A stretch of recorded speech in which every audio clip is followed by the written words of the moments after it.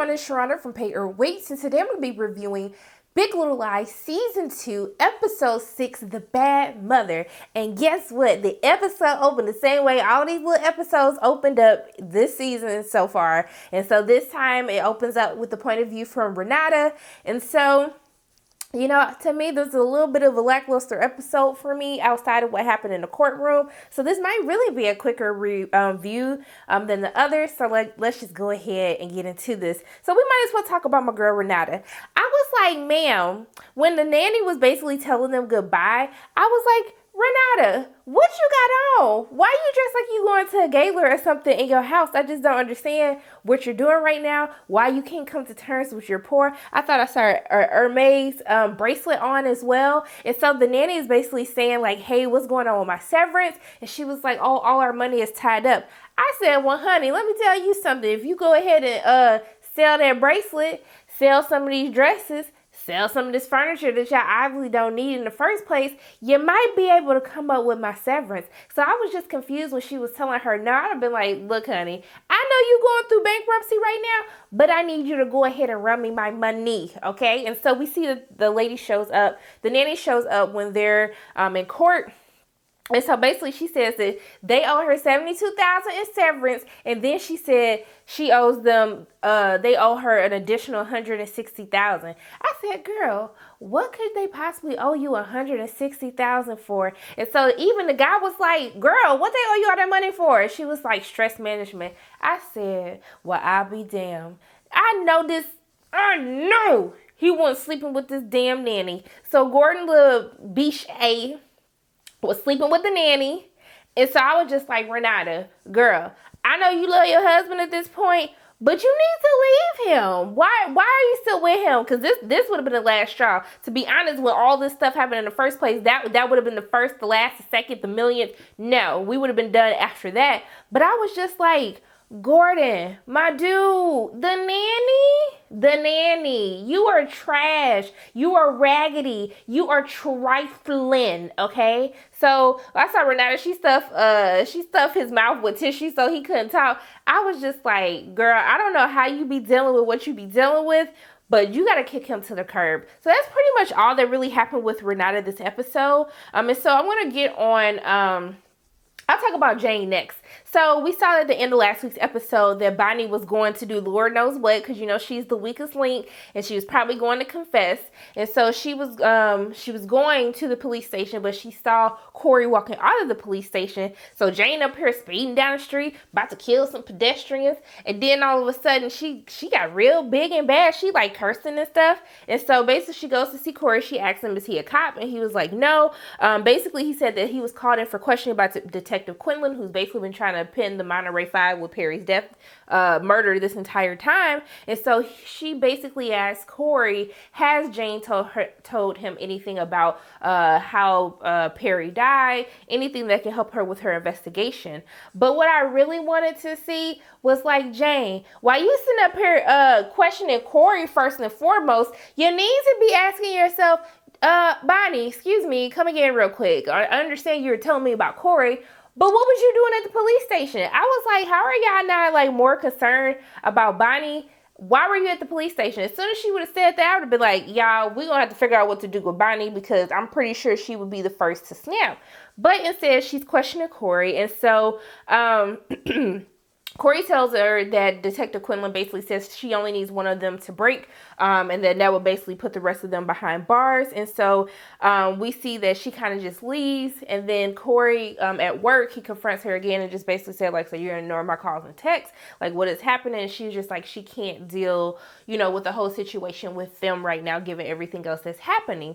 So then Corey shows up unannounced while her and Ziggy are basically surfing. And so he was just like, so you're going to freeze me out? Like, I'm just letting you know that, like, I'm not going anywhere. You know, I'll do whatever it takes. And she was just like, it's going to take a while for her to be able to let somebody in. And so we see towards the end of the episode, after a tough 2 days in court, we see that Jane ends up going to Mary Louise's place and basically confronts her, like, what are you doing? I can't believe that you're doing this. And then Mary Louise went ahead and flipped the script on Jane, like, well, girl, how about you tell me what happened to my son? Because maybe you had something to do with it since he raped you. you, okay? So why did you move to Monterey? Did you move to be closer to him? Did you move to kill him? So, like, she basically flipped the whole script on Jane. Jane sitting up here like, I wish I would have been able to kill him. I was like, you know what, Jane? You probably shouldn't be doing that right now, especially given all the crazy antics that Mary Louise was up to in this episode. I just don't think that that's the best idea. I really think that all of you guys at this point, you need to keep your distance from Mary Louise. But before I go into Celeste and Mary Louise, we got to talk about Madeline and Bonnie.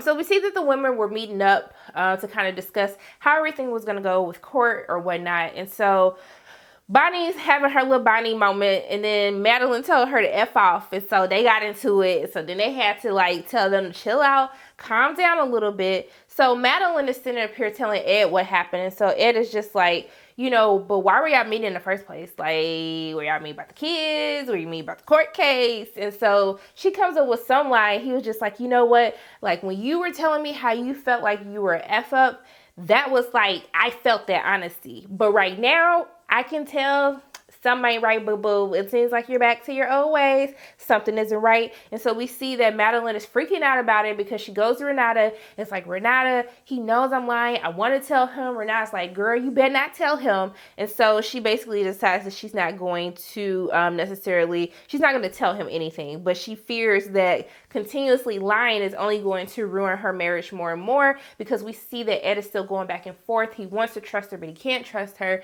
Madeline is putting in the effort and trying, but he's just like, you can't just wake up one day, wave and whine and be like, okay, I trust you and I'm a changed person. It just doesn't work that way. And so we see that she ends up apologizing to Bonnie at court. So they squash all of that. They're good.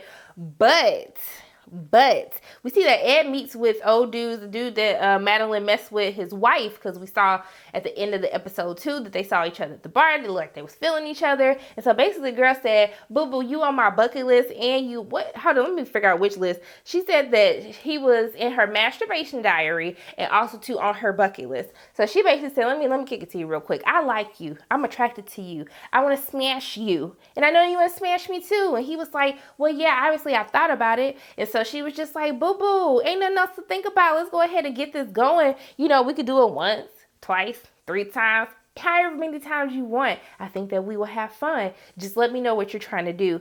I think that Ed's going to eventually end up doing it, because I just feel as though he's trying so hard to forgive Madeline, but he just can't. And I think he's going to feel like he needs to just be dirty just how she was to feel like he can, like, let everything go once and for all.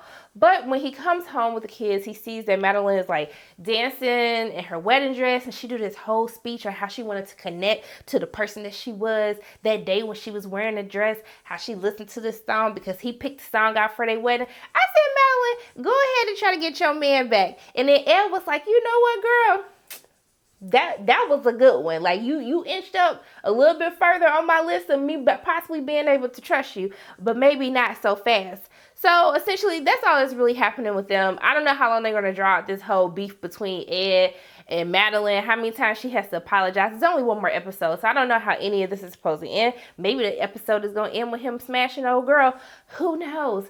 But we got to talk about Bonnie. So Bonnie has probably been one of the most frustrating storylines for me this season so far. It's only one episode, so might as well just say for this season, because they introduced her mother to kind of provide a little bit more background on who Bonnie was, but we still haven't been able to get past the flashbacks of her mother abusing her, the brief conversations with her father about abuse, but we get to learn a little bit more. So we see that Bonnie keeps having these fantasies of confessing. She's writing in her journal, but we see in a courtroom she stands up and says, like, I did it, I killed him. So she's really being torn by her guilt of what happened to her. Like pushing Perry. And so we see that it's still taking a toll on her. And so we see in different points of the episode where she's trying to absolve herself of her sin to finally be able to confess it out. And so at the same time, her mom is still not doing well. The doctors basically tell her and her dad there's nothing else that they can do. It's really up to her whenever she pulls out of this. And so she's like, what if we just kill her? And they're looking at her like, girl, what are you talking about? Like, that's not what you're supposed to be saying right now. And so she was just like, hey, she like asked to be killed. We even see that she dreams about smothering her with a pillow. Also to her daughter, her mom comes to her in a dream and says, it's time, like, go to the light.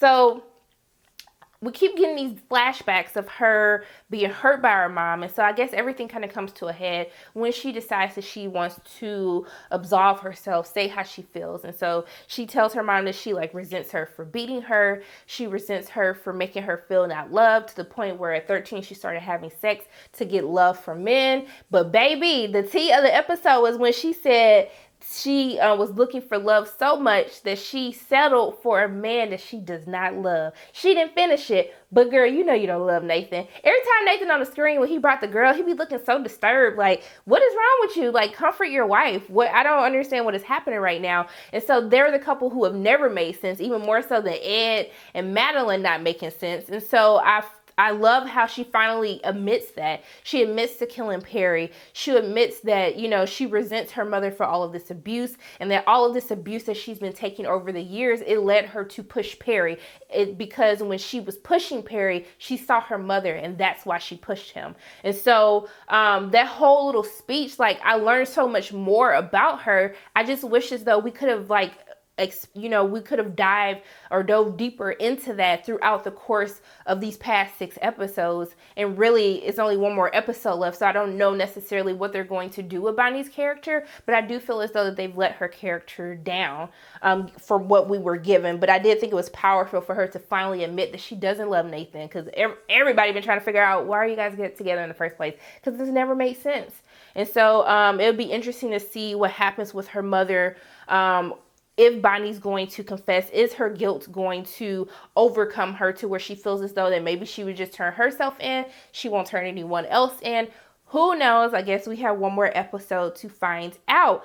But we have to talk about Celeste and Mary Louise. So they are now going to trial, going to, court to basically determine who's going to gain custody of the children. And so we see that in the beginning of the episode, Detective Quinlan is showing Mary Louise the confession tapes of what Celeste had to say about how Perry died, what happened to him. And I found this very interesting, because I was like, if you're conducting an investigation, why are you showing her clips, of her interrogation? Are you doing this because you want to feed this to Mary Louise so then you can get your case open? So you can actually take your case to trial if something were to happen and someone was to have a misstep and kind of perjure themselves from the testimony that they gave in the interrogation tapes. But I just thought it was a little bit weird, like, you being real messy, Detective Quinlan, but I guess that's okay. So we see that the beginning of before the court is in session, she tries to tell Celeste, Mary Louise tries to say, I'm sorry. At the end of the day, we're still family. Celeste's like, girl, we're not family. And I was just like, Mary Louise, just give up, girl. I know that you're trying to do what's in the best interest of your grandchildren, but just let her be. She don't want to talk to you no more. So when it starts, the judge basically tells him that, hey, after receiving the psychiatric evaluations of Celeste, and then what the psychiatrist has said about the boys, she says she's troubled. But she's not troubled enough to where she feels that she needs to uproot the boys out of their household. So we get to the trial, and I was just like, baby, Mary Louise's lawyer, when he started asking her questions about the abuse and how the abuse turned into sex and how she was willingly aggressive to have great sex with Perry, because we know I told her, I didn't tell her because I wasn't in the scene with her, but when she was talking to Mary Louise about that, I was like, girl, you offering a little bit too much information up. And so then when he says that he showed the bartender, I was like, okay, well, we knew that was coming. But when he started clicking through all these men, I said, sir, you are ruthless. But when he took it a step further and said that the boys basically told their grandma that they tried to get in bed with mommy, but it was a stranger there, and the stranger said, go back to bed because mommy wouldn't wake up because she was taking the Ambien. I was just like, oh my God. I was just like, girl, how you gonna come back for this? I don't know how you gonna come back from this, but I was just like, this was too much. And then he brought up her slapping Mary Louise, so hitting the kids, even though the kids need their ass beat. I wanted to be like, excuse me, Your Honor, these kids are disrespectful. They got foul mouths. They cursing out their mamas. They hitting their mamas, hitting people at school. And the lawyer brought up them hitting people at school as well. I was like, they need their ass beat. That's the problem. Neither one of them beating their ass because they disrespectful and they need to put some respect on their mother's name. So, I'm sorry. So then, he also brings up the inconsistencies of how Perry died. And so he shows, if they said that he slipped, then he should have fell a different way. And so he's trying to basically show that she might have had something to do with her husband's death. And he asked her under oath, did you push your husband? She's like, no. And she told him the truth, because it was Bonnie who pushed him. So technically, she didn't kill her husband, but it's, you know, they're kind of just like, so you find out that your husband raped a woman, had a child, cheating on you, and you didn't push your husband. I can see how everything looks kind of, you know, everything looks kind of cray-cray. But Celeste is basically breaking down. Basically, her lawyer is trying to tell her there is a risk that Mary Louise could get full custody. And you know what? I was trying to rock with her lawyer and be like, Celeste, let your lawyer do her job.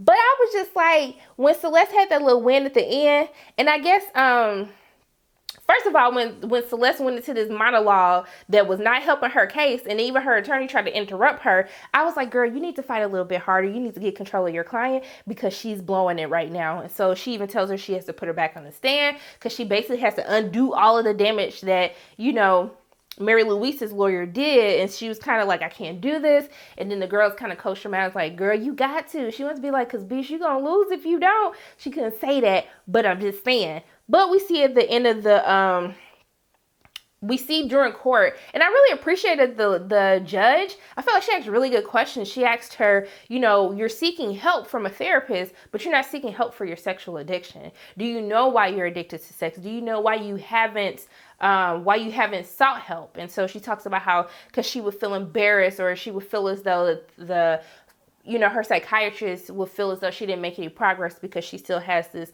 sexual addiction that she's dealing with while processing the grief of Perry. But more importantly, she asks her, why did she stay? And so I thought that the line of questioning that the judge has, you can tell that she really cares and is trying to make sure that she makes the best decision possible for these boys. So I just really appreciated that. Like, normally the judges, like, they be quiet, but I was like, girl, keep asking questions, because you asking the good questions. So we see that she's about to make a decision in the case. And then Celeste says, no, I had to do a psychiatric evaluation, and she needs to do one too. I was like, finally, because I just need to figure out, how does your son grow up to be a rapist, an abuser? I need to understand what was happening in your household when you was watching your son. I need all the tea spilled to next episode. I just need to understand. And then she asks if she wants to do the line of questioning herself. Then I was like, Celeste, girl, now I was with you saying that she needed a psychiatric evaluation, but now you sitting up here trying to do whatever. I was just like, I don't think that's a good idea. Even her lawyer looking at her crazy. But I was like, girl, shut up. Because why you didn't think about asking her for no psychiatric evaluation in the first place? Because you raggedy now too. And so basically, just like, I don't advise against this. She was like, girl, let me do me. Let me represent myself. I'm a lawyer too, boo-boo. And so she was like, okay. So I'm interested to see how this season's going to wrap up. I think overall, after what we've seen so far in these past 6 episodes, I think it's pretty clear that they really should have left it at a season 1. I just don't think that they had enough material to really flesh out the season, and I really don't see how they're going to wrap everything up in one more episode. But I do appreciate the tie-ins of calling it the bad mother. You know, how Bonnie's mother was a bad mother to her, how, you know, Madeline's kind of a bad mother, but she's more so a bad wife, how potentially Mary Louise is a bad mother, how Celeste is a bad mother. And then somebody needs to take all the liquor out of Celeste's house, because I was like, girl, why are you drinking? They just did all of this to you and Corey. You gonna sit up here and get drunk? Like, you making bad decisions. But I do like how the theme and how we kind of explore this different motherhood, even with Renata having to have a nanny and didn't even know the nanny was smashing old dude, thinking that she helping her daughter. It's just a lot that's happening. But I think overall, if it wasn't for the courtroom drama, this would have been kind of a lackluster episode. And I'm really concerned with how they're going to wrap all of this up. Maybe it's a 2-hour finale, I'm not sure. But I'm interested to see how they're going to wrap up season 2 of Big Little Lies. But those are my thoughts on Big Little Lies, season 2, episode 6, The Bad Mother. As always, my name is Sharona from Pay Your Weights. And if you like what you saw today, make sure you hit the like button, hit subscribe, share this video with your friends, and make sure you hit that notification bell. And I love you guys 3000. I'll see you soon.